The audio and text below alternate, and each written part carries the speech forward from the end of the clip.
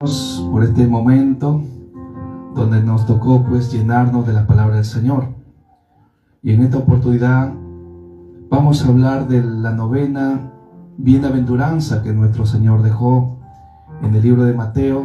Desde el versículo 13 hemos visto hasta aquí 8 bienaventuranzas, pero la novena está en el versículo 11 y 12 de Mateo 5. ¿Ya lo tienen, amados hermanos?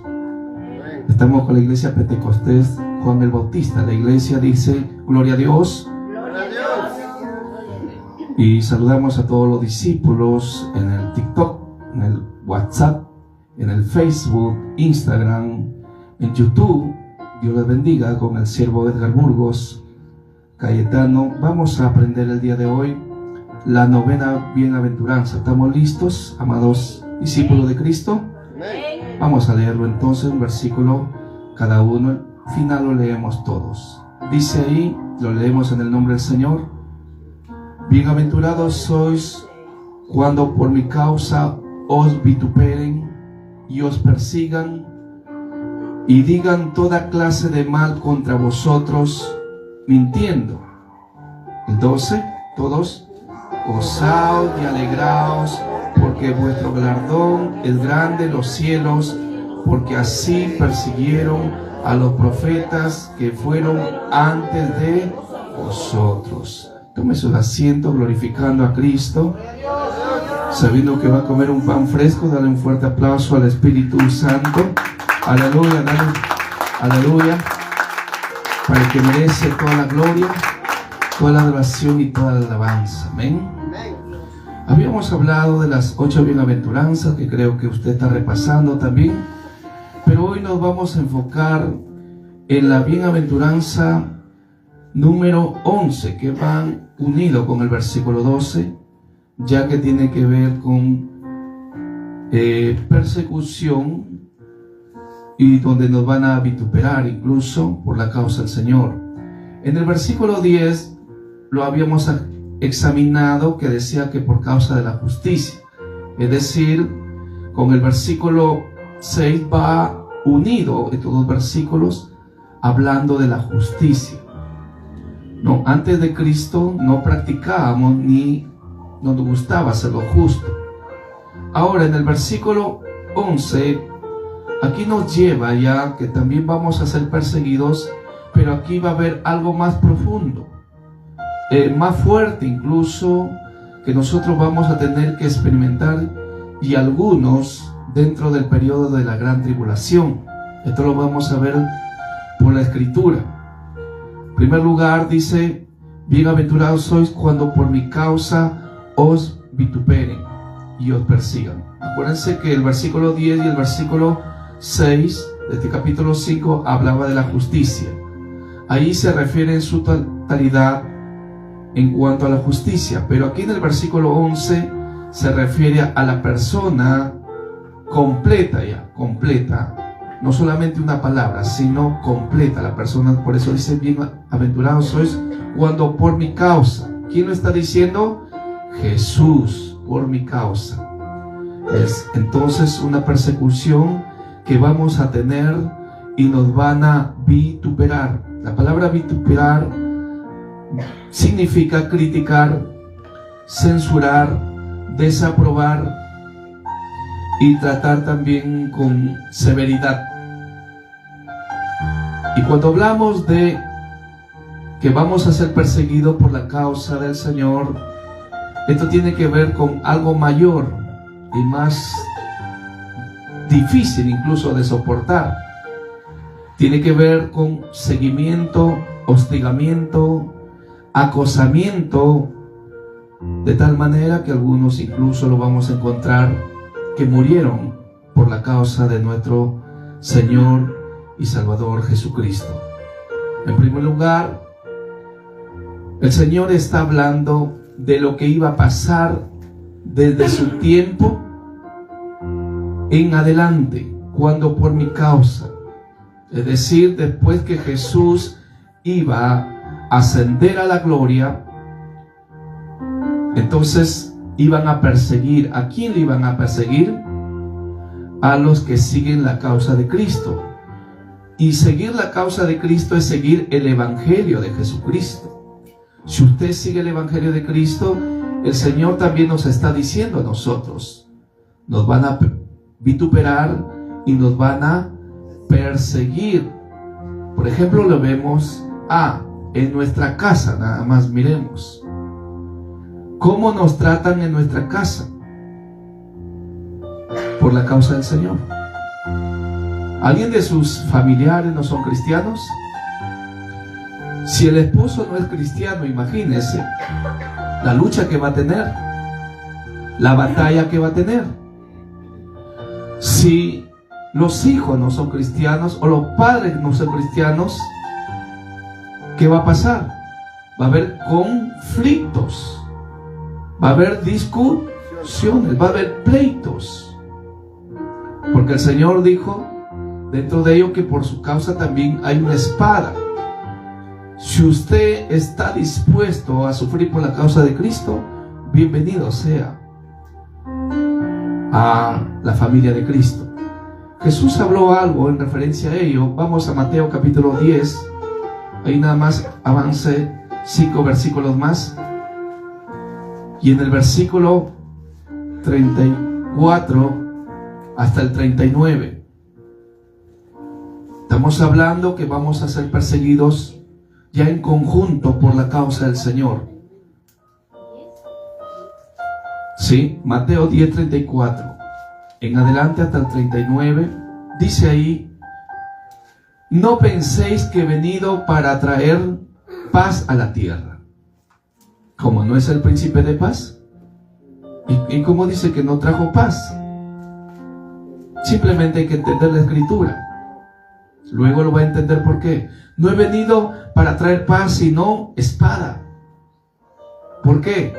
Porque he venido para poner en disección al hombre contra su padre, a la hija contra su madre y a la nuera contra su suegra.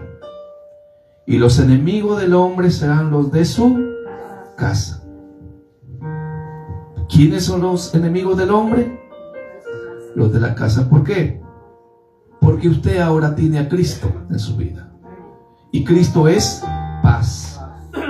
Y los que no tienen a Cristo, ¿a quién tienen? Al enemigo. Y el enemigo no es paz. Él es guerra. ¿Qué dice Juan 10:10? Él vino para hurtar, matar y destruir. Él es el que fomenta los pleitos, las discusiones en el hogar, en la casa, con los padres, con los hijos, con los hermanos, los que viven en una casa específicamente. ¿Y por qué? Porque el demonio que está en sus vidas, es lamentable decirlo, pero hay que decirlo, los está ¿qué? Manejando. Así como nosotros, que éramos marionetas de parte del enemigo. El enemigo nos movía así como títeres ahí. Anda, toma cerveza y nosotros íbamos a tomar cerveza. Anda, drógate, nosotros nos íbamos a drogar. Anda, insulta, habla lisuras. Éramos los mismos. ¿Por qué? Porque ¿quién nos manejaba? El enemigo, chamuco. ¿No? Entonces, cuando una persona en la casa no tiene a Cristo, es una batalla. ¿Y sabe cómo usted lo va a vencer? Con ayuno y oración. Vamos, ¿cuánto quieren vencer? Ayuno y oración. Dile a alguien, anímalo, fortalécelo. Con ayuno y oración vas a vencer, dile a la suegra. Vamos, anímalo. Ahí León dice, y la nuera contra la suegra. Ahí está. Entonces nosotros, por la causa del Señor, vamos a ser vituperados. Nos van a vituperar, nos van a insultar, nos van a juzgar, que por qué tanta Biblia, por qué tanto vas al templo, anda, quédate en el templo más bien, ahí vive con el pastor, porque es lo primero que echa la culpa al pastor, ¿no? Pero el detalle es esto, que usted ama a Cristo y usted sigue a Cristo porque espera la transformación. Ellos no lo saben, Por eso lo cuestionan, por eso lo juzgan, por eso hablan mal de usted. Y el Señor dijo: el que quiere venir en pos de mí, Lucas 9:23, niéguese a sí mismo, tome su cruz every day, cada día. ¿Y qué más? Y sígame. Y es aquí donde el Señor nos pone en la balanza, hermano. Donde el Señor nos pone en la balanza en su reino. Aquí es donde el Señor nos dice: o bien das prioridad a tu familia o me das prioridad a mí. ¿A quién vas a tener en el primer lugar? ¿A tus hijos? ¿A tus padres? Por eso dice: no he venido a traer paz, sino guerra. Está en ti elegir. ¿Cuántos eligen a Cristo? Gracias por su tristeza. ¿Cuántos eligen a Cristo? Aleluya. Si lo eligen, entonces apláudele a Jesucristo. A ver, aleluya. Un sacudón, hermano. La prioridad. ¿Dónde está eso? Mire el versículo que sigue.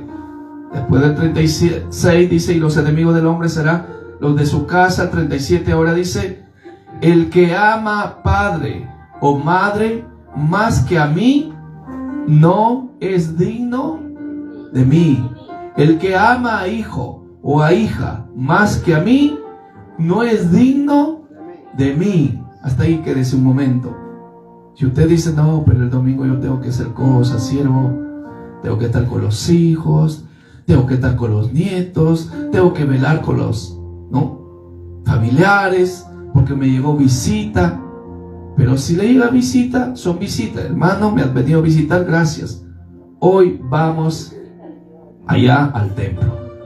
Hoy nos toca ir al templo, a agradar y a dar gracias a Dios, al que nos da la vida. Aleluya. ¿Eso puede hacer usted? No lo puede hacer. Pero si usted toma como preferencia y dice: no, mejor me quedo con mi familia, no, mejor me quedo con mis hijos, mejor me quedo con mis nietos. El siervo entiende, ya el siervo sabe que yo sirvo al Señor. Entonces usted está dejando su primer lugar, le está quitando el primer lugar a Dios para darle el primer lugar ¿a quién? Al que usted ya sabe. Ese se convierte en un ídolo. Un ídolo no solamente es una figurita, ¿no? Uno que está así, en un marco y está así con cara de santurrón. No. Ese no es ídolo. No solamente eso. Ídolo también se puede convertir alguien que le quita el primer lugar en tu vida. ¿Está pasando eso en tu corazón? ¿Está pasando eso en tu vida? Entonces hay un conflicto, hay una guerra. Para que te quedes con el príncipe de paz, que Dios sea primero. Que Cristo sea primero. Dile a alguien: ¿estás escuchando? Vamos, fortalécelo. Lo dice despacito ahí: estás escuchando, Luis. A su nombre. 38.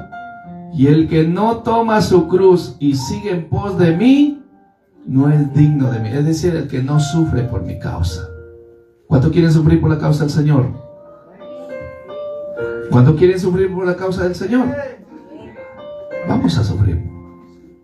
Nos van a juzgar, nos van a criticar, nos van a decir que tú todavía no cambias, eres un diablo, eres un loco, un fanático, te haces el religioso aquí. Ya voy a ir a tu pastor a darle cuenta de todo lo que haces aquí. Sí, todo eso. Pero eres bienaventurado, porque te están persiguiendo por la causa del Señor. Aleluya. Bueno, le entendió. Eres bienaventurado. Eres por la causa del Señor que te persigue. A su nombre. Ahí dice que fueron perseguidos de tal manera que dice que el Señor vio que a los profetas que fueron antes de nosotros, dice, incluso así los persiguieron, igualititos. Y que dice Mateo 5:12: gozaos y alegraos. Gózate, hermano. Cuando sufres por la causa del Señor, gózate. Si usted va y predica, hermano, y le tiran tomates, lo tiran pollos ahí, gózate. es por la causa de Cristo. Estos locos vienen a molestar, no dejan vender mi producto. Gózate, gózate por la causa de Cristo. Aleluya. A su nombre. Sí, nosotros vamos a los mercados a predicar. Nosotros vamos a hacer la obra del Señor. Y hay personas que nos consideran y algunos nos dan incluso una agüita. Hay otros que pasan enojados, amargados, encolerizados. Pero nosotros lo amamos porque tenemos el amor de Cristo hacia ellos. Aleluya, aleluya. No estamos para juzgarlos, estamos para amarlos y predicarlos de Cristo, de su amor. A su nombre. Dice que así persiguieron a los profetas que fueron antes de vosotros. Y no los persiguieron para simplemente castigarlos. Fueron aserrados, fueron matados por la causa de la justicia, uno, y por la causa de hablar las cosas que iban a suceder si ellos no se arrepentían. Por ejemplo, Isaías dice que lo cortaron en dos, fue aserrado completamente. Jeremías le tiraron un pozo ahí con lodo, una semana sin probar líquido, agua. En ese pozo entumido, quizás, si no hubiera sido la misericordia de Dios, hermano, se moría Jeremías en ese pozo. El rey mandó que lo saquen a través de los eunucos y este hombre fue librado. Fue por la causa del Señor, porque él decía, viene el juicio, viene Nabucodonosor al mando con Nabuzaradán como capitán para destruir Jerusalén. Entonces el resto de los profetas decían, pero ¿cómo va a destruir si yo acabo de recibir una revelación que nosotros vamos a vencer a Babilonia, vamos a vencer a los asirios? Y nunca lo vencieron. Se cumplió la palabra de Jeremías. Fueron llevados a muerte muchos profetas, muchos hombres del Antiguo Testamento, como Zacarías también. Se derramó sangre. Era un ministro del Señor.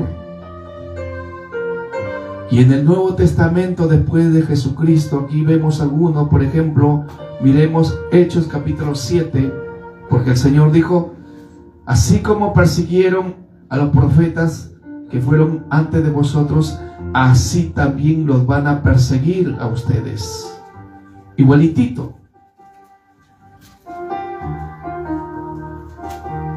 Aquí vemos, persiguieron a los discípulos del Señor. Sí, Hechos capítulo 7 está en los últimos versículos que habla de Esteban. Fue el primer mártir o el primero que murió por la causa de Jesucristo. Como dice el texto, por mi causa os persigan. Mire, el versículo 54. Esteban le estaba diciendo y replicando, ustedes resisten siempre al Espíritu Santo y no creen las cosas que les estoy hablando acerca del Mesías, las cuales testificaron los profetas anteriores. Y ellos estaban, hermanos, relinchando ahí con sus dientes crujiendo, dice la Escritura. Mira el versículo 54. Hechos 7:54. Oyendo estas cosas se enfurecían en sus corazones. Eran los religiosos. Y crujían los dientes contra él. Así. Terrible. Pero Esteban, ¿qué hacía? Lleno del Espíritu Santo, puesto los ojos en el cielo, vio la gloria de Dios y a Jesús, que estaba a la diestra del Padre. Lo vio de una forma espiritual, al Padre y al Hijo, a los dos, y a Jesús, a la diestra de Dios. Y dijo, he aquí veo los cielos abiertos y al Hijo del Hombre que está a la diestra de Dios. Una vez más confirmando que estaba Jesucristo a la diestra del Padre, porque ya había vencido en la cruz del Calvario. 57. Entonces ellos, dando grandes voces, se taparon los oídos y arremetieron a una contra él. Y echándole fuera de la ciudad, le felicitaron, le abrazaron. ¿Qué dice? Wow, lo apedrearon. Y los testigos pusieron sus ropas a los pies de un joven llamado Saulo. Wow, tremendo. ¿Se da cuenta? Por la causa del Señor. Los discípulos ahí. Miremos Hechos 12. Hechos capítulo 12. Vamos a encontrar más discípulos. En este caso el siguiente es Jacobo, más conocido como Santiago. Era el hermano de Juan, conocido como los hijos del trueno o de Boanerges. Mire lo que dice Hechos capítulo 12, versículo 1 y 2. En aquel mismo tiempo el rey Herodes echó mano a algunos de la iglesia para maltratarles. Y mire de qué manera va a maltratar. La madre dice: te voy a maltratar, hijo. Pero ellos no maltrataban de una forma que la madre maltrata a su hijo. ¿De qué manera lo maltrató? Mira el versículo 2. Y mató a espada a Jacobo, hermano de Juan. Ahí está. ¿Lo vio? Así persiguieron a los profetas que fueron antes de vosotros. ¿Cómo lo perseguían? A morir. De una forma violenta, de una forma, hermano, estrepitosa, una forma sin sentimientos, como verdugos, simplemente porque eran discípulos de Jesucristo, simplemente porque hablaban de la Escritura, del Mesías, del Salvador. La Biblia nos habla, por ejemplo, del apóstol Pedro también. En Juan capítulo 21, versículo 18, el Señor lo anunció como éste iba a morir. Recordemos que Andrés fue el primer discípulo y el segundo fue Juan. Eran discípulos mesiánicos, es decir, que creyeron en Jesucristo. Sí, 21, 18. Jesús está hablando, diciéndolo a Pedro que si lo amaba, para encomendarle, en este caso, un liderazgo para estar sobre los apóstoles. Entonces él respondía: sí, Señor, te amo. Y 3 veces le preguntó lo mismo, si lo amaba. Y a la final le dijo: Señor, tú sabes que te amo, tú lo sabes todo. Entonces ahí el Señor le delega responsabilidad y le dice: ahora no solamente vas a apacentar corderos, que representan a los niños de la escuela bíblica, ahora vas a apacentar ovejas, adultos. 18 eran los discípulos que tenían que apacentar, el resto de los discípulos, es decir, 18.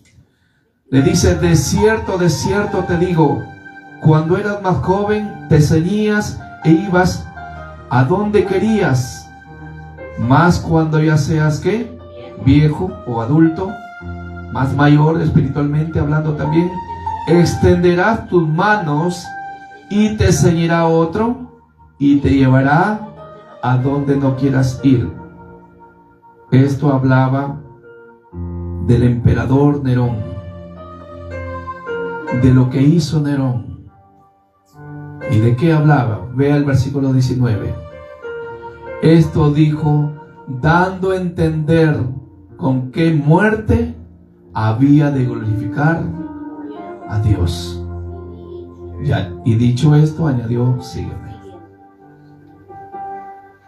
El Señor le había profetizado primeramente que él iba a negar.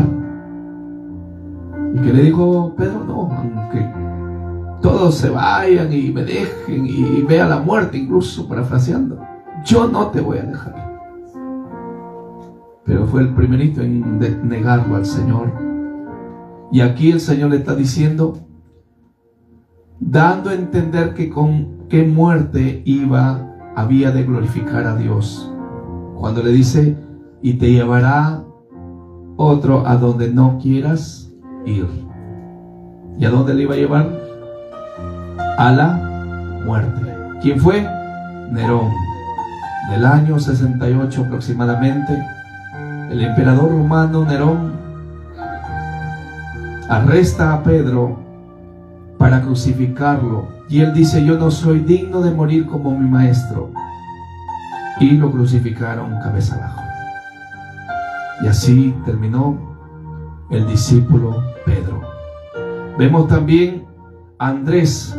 Dice la historia que también fue crucificado Andrés allá dentro de Patras en Grecia. Santiago también, en este caso,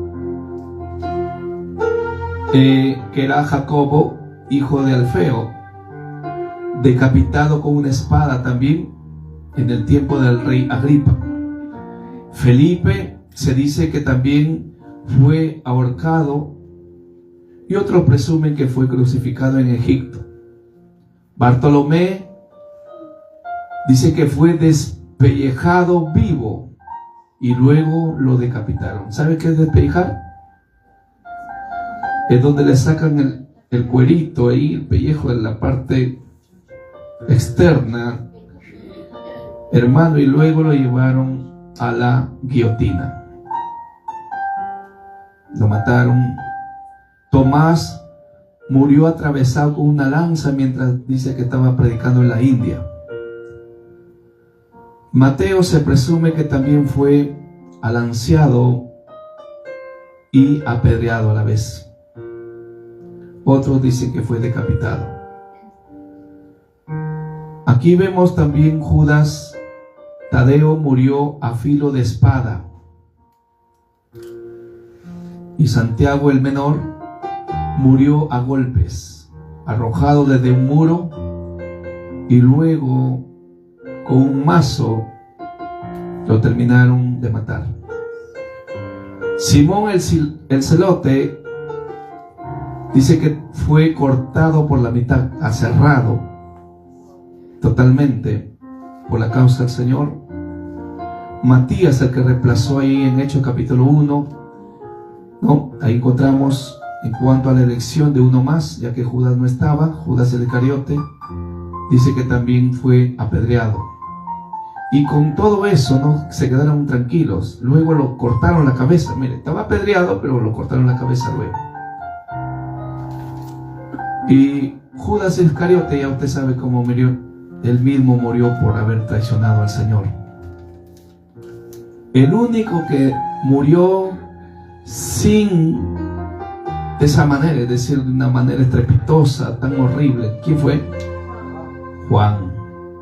¿No? A pesar que le llevaron allá a la isla de Patmos, y ahí dice que le metieron dentro de una tina o fuente grande de aceite hirviendo que estaba en todas sus brasas.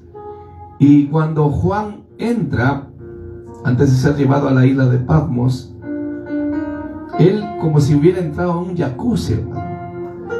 A su nombre. Dios lo quiso preservar para revelarnos todo el Apocalipsis. Sí, como profeta se quedó al final. Estamos hablando de Juan, el discípulo de Jesús. Y luego el emperador romano se espantó, hermano. Dijo, ¿qué es esto? No lo puedo entender. Y lo llevaron allá a la isla de Patmos y murió con una muerte pues normal. Qué muerte, qué persecución tan triste y tan dura por la causa de Cristo. Hoy los cristianos de hoy le tocan así, a las justitas. Me voy de la iglesia. No hay amor. A su nombre. Cristiano wishy-washy. Eso es en inglés. Indeciso. Un cristiano, hermano, en el cual no ha puesto su mirada en Cristo. Por eso la Biblia nos llama a poner nuestra mirada en el pastor, en el líder, en el profeta.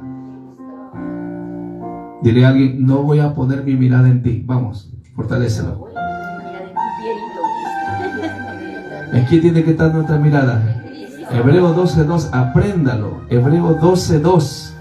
Puesto los ojos en Jesús, que es el autor y consumador de nuestra fe. Ahí está. Por la causa del Señor. C. Habrá otra persecución, la más grande persecución de la historia de la raza humana para los cristianos. Esta persecución será peor de cómo Hitler persiguió a los judíos, porque fue antisemita, es decir, antijudío. Peor que el emperador Tito, incluso, que destruyó el mismo templo de Jerusalén en los años del primer siglo.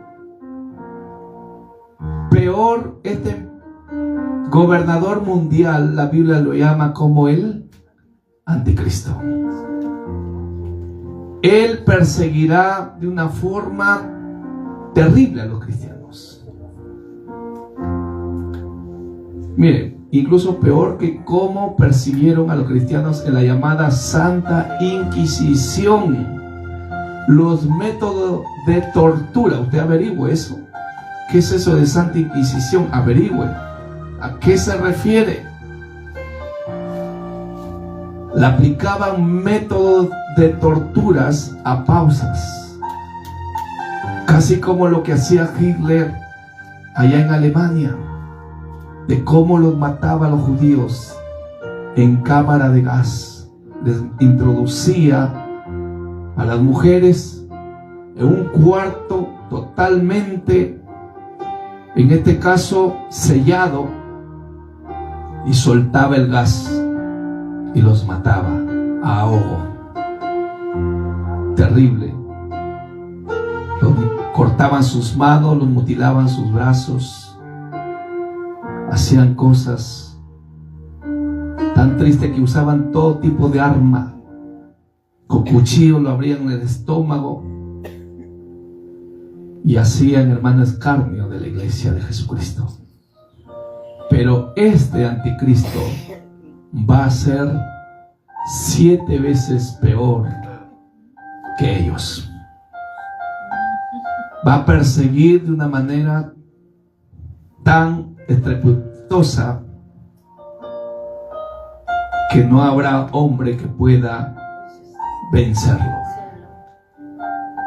Eso dicen las Escrituras. Es el gobernador mundial, llamado el anticristo. Vamos a mirarlo, Apocalipsis capítulo 13, versículo 5 hasta el 7. Este se levantará contra todo, contra Dios, contra la iglesia, contra los judíos, contra los que sirven a Jesucristo, sin importar tu doctrina. Si tú sirves a Dios, pues, si el periodo del anticristo es antes del arrebatamiento, la iglesia va a ser estremecida, va a ser remecida. Un sacudón va a tener de lo que pasó allá en Hechos 8:1. Dice que hubo una gran persecución. Así van a ser perseguidos. Según Mateo 24, 14 y 15, se vendrá la abominación desoladora que empezará desde el mismo templo que ya están construyendo los judíos. Los judíos están construyendo un templo para hacer sentar ahí, ellos dicen, a su Mesías. Pero el que se va a sentar ahí no es el Mesías, es el anticristo. Y desde ahí empezará a gobernar. Eso está en Mateo 24, 14 y 15. Vamos a leer Apocalipsis 13, del 5 al 7. Es considerado como una bestia. 15. También se le dio boca que hablaba grandes cosas y blasfemias. Que hablaba grandes cosas, es decir, hablaba pestes. Cuando dice hablaba grandes cosas, no quiere decir que era un orador, que hablaba y fluía en homilética. No, no. Era un hombre en el cual estaba hablando palabras necias. ¿Y qué más? Y blasfemia. ¿Sabe qué es blasfemia? ¿Sabe qué es una blasfemia? Es hablar lo peor de Dios. Hay un pecado que no le es perdonar al hombre, dice la blasfemia contra el Espíritu Santo. Blasfemia como decir de él mismo: yo soy el Dios aquí, yo soy su Señor y a mí me tienen que servir. Blasfemia, esa es una blasfemia también. Más o menos así un ejemplo. Y se le dio autoridad para actuar 42 meses. ¿Sabe cuánto es 42 meses? 3 años y medio es 42 meses. Que en sí va a ser por todo 7 años. 3 años y medio dirán paz y seguridad. ¿Por qué? Porque harán que se siente, ¿no?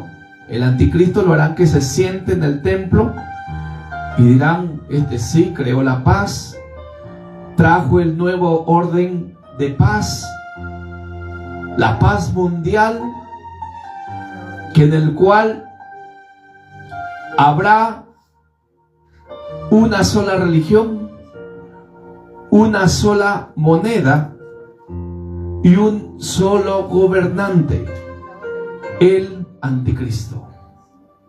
Ahí está. 3 años y medio que dirán paz y seguridad. Pero después de esos 3 años y medio que vendrá, destrucción repentina, dice la Escritura. Lo triste y lo más triste es que si el arrebatamiento es antes, o el periodo del anticristo es antes del arrebatamiento, muchos de nosotros vamos a tener que ser más fuertes de lo que hoy somos. A su nombre. ¿Está entendiendo? 42 meses equivale ¿cuánto? 3 años y medio. 6. Y abrió su boca en blasfemias contra Dios. Ahí está lo que le decía. Hablaba mal contra Dios para blasfemar de su nombre. Es un prototipo como el rey egipcio, Faraón, ¿no? Cuando le dijeron: deja ir a mi pueblo para que me celebre fiesta, ¿no? En Éxodo 5:1. Y él replicó y dijo: ¿quién es Jehová? Así, en paralelismo, él abrirá su boca contra Dios para blasfemar de su nombre, el cual es bendito por los siglos de los siglos. De su tabernáculo, se refiere a su iglesia y su templo en cada lugar, y de los que moran en el cielo. Hermano, no respetará a Dios, no respetará a los ángeles, no respetará a ningún cristiano. Es más, se levantará en guerra. Mira el versículo 7. Y se le permitió hacer guerra contra los santos. ¿Quién es un santo? ¿Quién es un santo? Dile al otro hermano que está a tu costado: tú eres un santo. Los santos fueron lavados con la sangre de Jesús. Fuiste lavado, fuiste santificados. Entonces, al quedar santificado, uno se queda como santo, ¿sí o no? Amén. Ahí está. 1 Corintios 6:11. Dice: y se le permitió hacer guerra contra los santos y vencerlos. También se le dio autoridad sobre toda tribu, pueblo pueblo, lengua y nación. ¿Me está mirando? A la guerra, este anticristo. Este será la peor tortura y la peor faceta que pasará la iglesia de Jesucristo, tanto en Israel, los judíos mesiánicos, los judíos ortodoxos, los judíos sionistas, como también la iglesia gentil, los que no pertenecen al pueblo de Israel, pero son iglesia por el hecho de haber aceptado a Jesucristo. Será muy triste para nosotros si hasta ese día Jesucristo no haya venido. Así que la gracia que sea mayor sobre su iglesia y sobre sus escogidos, y podamos decir más bien: ven, Señor Jesús, ya. ¿Cuánto pueden decir: Señor Jesús, ven ya? No, usted no mueve ni el techo, hermano, con esa oración. Vamos, diga: ven, Señor Jesús, ya. Ven, Señor Jesús, ya. Porque eso es lo que va a pasar. Querramos o no querramos, las escrituras ya están establecidas que se tiene que cumplir. Por eso tenemos que orar por los nuestros. Como decía la alabanza, que decía: entra en mi casa, Señor, salva a mi familia, salva a mi hogar, salva a los míos, porque el Señor está interesado en tu casa, está interesado en los tuyos. Él vino a salvar, para no pasar con la gracia del Señor el periodo del anticristo. Aleluya, gloria a Dios. Para no pasar ese tiempo de mortandad que hará este personaje conocido como el anticristo. Y el profeta Daniel, ¿sabe cómo lo describe? Lo describe como la bestia más espantosa. Hubieron 4 bestias, según el libro de Daniel, pero la 4ª bestia le describe como la bestia más espantosa, que era de diferente forma: de león, de tigre, leopardo, dragón, etc. Miremos eso. Daniel, capítulo 7. Ya estoy terminando esta parte. Daniel, capítulo 7, miremos versículo 19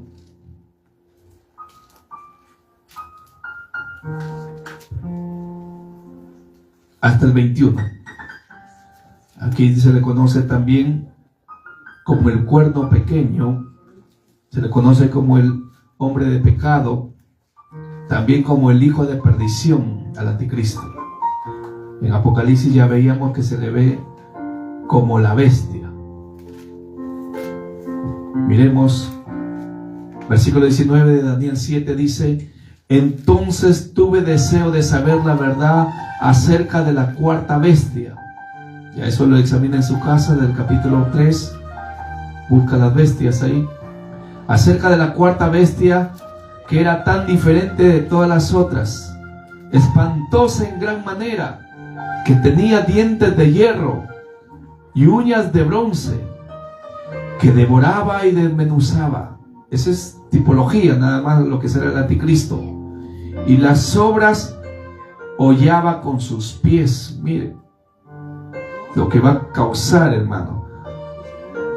Asimismo, acerca de los 10 cuernos que tenía en su cabeza, y del otro que le había salido, delante del cual había caído 3, y este mismo cuerno tenía ojos y boca, que hablaba grandes cosas, similar con Apocalipsis 13:7, y parecía más grande que sus compañeros. Y veía yo que este cuerno hacía guerra contra los santos y los vencía. ¿Está mirando? A la guerra. Hablará cosas blasfemas. No tendrá consideración, ni siquiera la Biblia dice, ni hará caso de las mujeres, dando a entender que no respetará a la persona más frágil o más sencilla. Daniel capítulo 11. Daniel capítulo 11, y en el versículo 36 y 37. Daniel 11, 36 y 37. Dice: y el rey hará su voluntad y se ensorbecerá y se engrandecerá sobre todo Dios, contra todo ídolo. Escuche esto: no solamente hará guerra a los santos, hará guerra también a la madre de toda idolatría. Usted ya sabe quién es la madre de toda idolatría. Y contra el Dios de los dioses hablará maravillas, es decir, blasfemias, y prosperará hasta que sea consumada la ira, porque lo determinó y se cumplirá. 37. Del Dios de sus padres no hará caso, dando a entender que procedía de un linaje judío, ni del amor de las mujeres no hará caso tampoco, ni respetará a Dios alguno, porque sobre todo se engrandecerá. Y en lugar de eso, ¿qué hará? Más honrará en su lugar al Dios de las fortalezas, Dios que sus padres no conocieron. Ídolos, es decir, se volverá un idólatra. Lo honrará con oro y plata, con piedras preciosas y con cosas de gran precio. Y con el Dios ajeno, según su criterio de él, con el Dios vivo, que es nuestro Dios, Jehová de los ejércitos, se hará, dice, de las fortalezas más inexpugnables, y colmará de honores a los que le reconozcan, y por precio repartirá la tierra. Mire lo que va a hacer en Israel, en Jerusalén. Va a causar una revolución este anticristo, hermano. Va a sacudir a los judíos, va a estremecer al pueblo de Dios. Ahí está en Mateo capítulo 24 y en el versículo 12, miremos del 14, Mateo 24, 14 y 15, mire lo que dice la escritura. Y será predicado este evangelio del reino en todo el mundo para testimonio de todas las naciones, y entonces vendrá el fin. Por tanto, cuando veáis en el lugar santo la abominación desoladora de que habló el profeta Daniel, el que lee entienda. ¿Qué es abominación desoladora? Es cuando el anticristo se sentará allá en el templo de Jerusalén. Miren, los judíos están haciendo el templo, y en la dureza de su corazón, según Romanos 11, 24 y 25, dice que tienen una dureza, tal es la dureza, y tienen un celo por causa del pueblo de Dios, porque el Señor dijo: llamaré pueblo al que no es pueblo. Ese pueblo eres tú, iglesia. Tú y yo somos ese pueblo, el cual ellos tienen celo y también se han endurecido en sus corazones. Y aquí está hablando que habrá en ese lugar santo, que es la Jerusalén, que es el templo que están construyendo una vez más, habrá una abominación desoladora. Se dice que Antíoco Epifanes, antes de Cristo, unos siglos antes de Cristo, dice que él presentó en el templo judío un chancho, un cerdo presentó ahí. Chancho, no, becerro no, un chancho, un cochino. ¿Y sabe por qué lo presentó? Porque los judíos se les dijo que ellos no tenían que presentar ningún animal inmundo como ofrenda o sacrificio. Los que eran aceptados eran los corderos, los becerros, las tórtolas, los cabríos, etc. Pero no chancho. Pero este anticristo que estamos viendo en la Biblia, este hará peor. Si este Epifanes, que se decía ser el anticristo incluso, que se pensaba que era el anticristo, a ciertas cosas dentro del templo judío, dice que ¿qué va a hacer? Va a traer ídolos, y lo va a llenar el templo allá de Jerusalén con sus ídolos, inexpugnables, dice sus ídolos. No sé si lo entendió. Entonces todas estas cosas vienen, la iglesia será perseguida. Nos conviene estar a cuentas con el Señor. Nos conviene caminar en santidad. Nos conviene obedecer la palabra. Nos conviene estar cada día en el fuego, en la llama del Espíritu Santo. Póngase de pie, iglesia. Ya estoy terminando. Nos conviene servir a Cristo como Él merece, hermanos. Nos conviene entregar nuestras vidas a Cristo. Y no de labios. Y no servir a Cristo a medias. ¿Sabe por qué? Porque Cristo viene. Y yo sé que ese trato, en parte, ese trato del anticristo, ¿sabe contra quién sobre todo será? Contra el pueblo judío, que ellos no lo recibieron. La gran parte, la mayoría de los judíos, entre ellos los escribas, fariseos, saduceos, no lo recibieron a su Mesías, y el trato mayor será con ellos. Por eso es que ellos tienen un corazón tan duro que en su dureza dicen: no vino el Mesías. Entonces el que se va a sentar en ese trono, en ese templo, será directamente el anticristo, por la dureza de su corazón. Con ellos será el trato. Y Cristo puede venir, sí, porque todas las señales ya están cumplidas. Ya ese templo, aquel templo judío, ya lo están haciendo. Es el tercer templo. Es el tercer templo que le están construyendo. Y estamos ya a un paso del arrebatamiento. Póngase de pie. El Señor quiere entrar en tu casa. El Señor quiere entrar en tu corazón. El Señor quiere entrar en tu vida. Dile: Señor, entra en mi casa. Entra en mis hijos. Entra en mi esposa, mi esposo.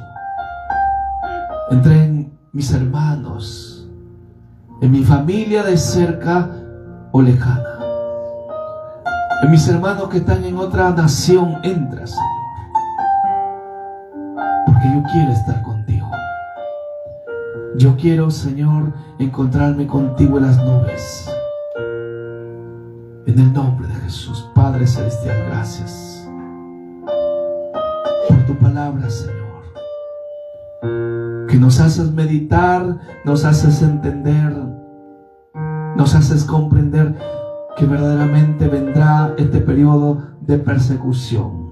Nadie se va a librar en aquel día. Y si tu gracia es mayor, nos llevarás primeramente, Señor. Si es en esta generación tu retorno, aquí estamos, somos conscientes, Señor, de nuestra gran necesidad por ti.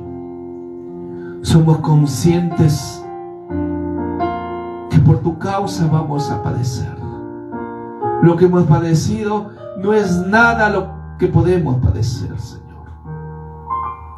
Pero que nos cojas estando en tu presencia, en tu camino, Dios. Hay un fuego ahí.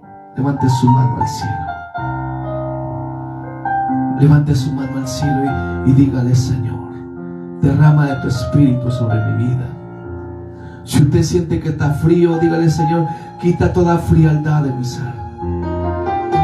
Porque así como estamos fríos o tibios, el Señor dice: te vomitaré de mi boca. Te vomitaré de mi boca.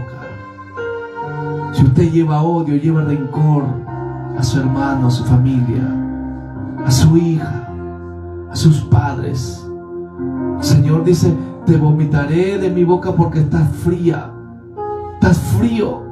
Estás tibio y no te podré llevar así en esa condición de enojo, porque no entrará ya ninguna cosa inmunda, dice su palabra. Oh sí, Señor. Oh sí, Espíritu Santo. Dame de tu santidad, Señor. Yo quiero amarte solo a ti. Dile, Señor, yo quiero amarte solo a ti, porque el Señor es nuestro gran amor. Oh, Shabbat. Clama ahí. ¿Quién falta, iglesia? ¿Quién falta? Tus hijos. Clama ahí un momento. Clama ahí, clama ahí. ¿Quién falta ahí? Tus padres. Clama ahí un momento. Clama, clama. No te quedes cruzado los brazos. Es tiempo de clamar. Es tiempo de pedir a Dios que salve la familia. Y es tiempo de hacerle guerra al diablo, a los demonios que han endurecido el corazón de nuestros seres queridos, de nuestros seres amados. Oh, en el nombre de Jesús, levántese en guerra. Clama, iglesia, clama, clama un momento más. Clama ahí. ¿Quién falta? No estés cómodo ahí. No estés cómodo ahí. En tus horas libres, clama ahí por los que faltan. En tus momentos de oración, de clamor, ahí trae a los que faltan de tu familia. Vamos, discípulo, discípula, tú que me ves siempre en el internet, clama ahí, clama por los tuyos. Clama, pídele ahí. No digas no va a cambiar, mentira del diablo. No digas no va a poder. Es mentira el enemigo. El Señor puede cambiar a tu familia, puede cambiar a tus padres, puede cambiar a tus hijos. Pero si no hay clamor, si no hay lamento, no hay lloro, no hay búsqueda, ¿cómo el Señor obrará? Si su palabra dice un corazón contrito y humillado, no despreciará jamás. Oh sí, tu presencia, Señor. Oh sí.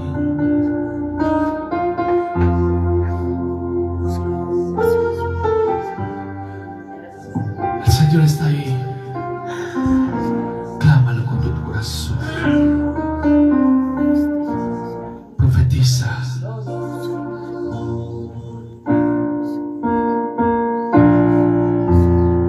Entra en mi casa, entra en mi vida, toca en mi estructura, sana todas las heridas, dame de tu cantidad. Yo quiero amarte solo a ti, porque el Señor es mi gran amor. Haz el milagro en mí.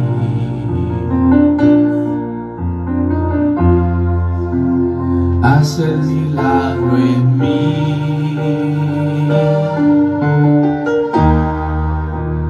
Haz el milagro en mí. Tú eres ese milagro. Pero vienen nuevos milagros. Vamos, profetiza. Dile gracias, Señor, porque tú traerás a mis hijos. Tú traerás a mi esposa. Tú traerás a mi esposo. Tú salvarás a mis suegros. Tú tocarás a mis yernos. Tú tocarás a mi barrio, a mis vecinos. Los salvarás al resto de mis familiares. El Señor hará con su amor. Clama y clama, clama, clama. Clama un momento ahí a Dios de los cielos, mi Cristo. Ahí está el Señor. Escucha la oración. Escucha la oración. Escucha la oración de tus hijos. Escucha la oración. Escúchalo. Oh, mi Señor. clamamos, Señor. Clamamos